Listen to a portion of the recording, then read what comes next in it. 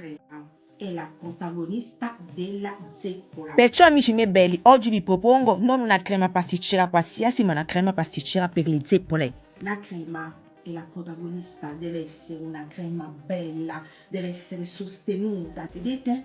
Guardate qua. Come sostenuta, non cade. Vedete? Deve essere una bella crema. Vedete quei puntini neri? Quella è la bacca di vaniglia. Ma non solo bella esteticamente, deve essere anche di sapore, deve sapere di vaniglia, deve sapere di limone. Quindi io quello che dico sempre, è un dato che non dovete trascurare. Se fate un bel beignet, anche la crema deve essere speciale. Poi lui che mi dite, Bibi non mi è piaciuto tanto, magari non avete messo la vanillina, non vi permettete di mettere in questa crema pasticcera la vanillina e venga a pigliare fino a casa. Vi venga a prendere fino a casa. Allora vediamo come ho preparato questa crema pasticcera, che io dico crema pasticcera per le zeppole. Allora, come prima cosa andiamo a versare il latte, una pentola con il latte come preferite voi, la buccia grattugiata del limone. Mi raccomando, grattate qua sopra, così tutti gli oli essenziali del limone non andranno a disperdersi, se che non li grattiamo, rimarranno qua. Adesso lei, la protagonista, la regina della crema pasticcera, la bacca di vaniglia.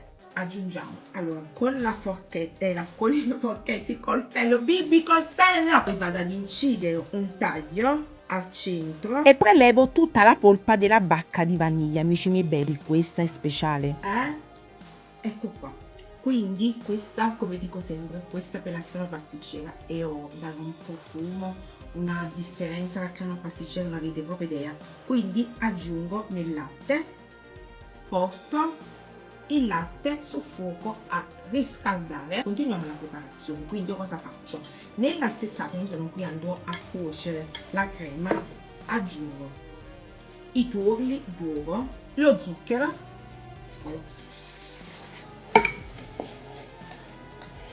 aggiungo l'amido. Ecco qua. Adesso andiamo a stemperare con il latte che si è riscaldato un poco alla volta,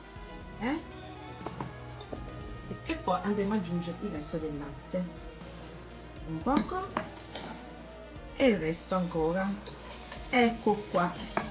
Adesso portiamo sul fuoco ad addensare. Aggiungo il sale, amici miei belli. Nella crema pasticcera il sale non deve mancare, darà quel tocco di sapore, quel tocco di sapidità che vi farà la differenza. Cuocio a fiamma bassa fino ad addensare. Dovete ottenere questa consistenza. Se avete il termometro, deve arrivare alla temperatura di 84-85 gradi. Spengo il fuoco, aggiungo il burro e mescolo. La crema è pronta, adesso subito, vedete? Quanto è bella? Mamma mia!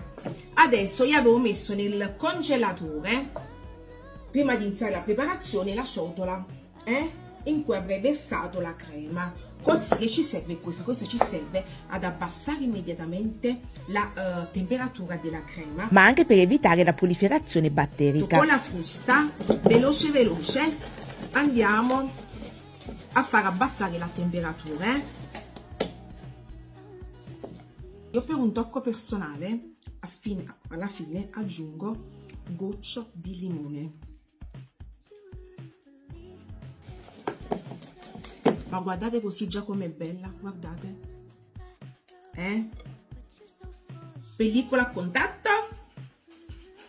E mettiamo, dove mettiamo? Mettiamo nel frigorifero, ok? Pellicola, così a contatto. A dopo. Abbiamo fatto raffreddare benissimo la crema.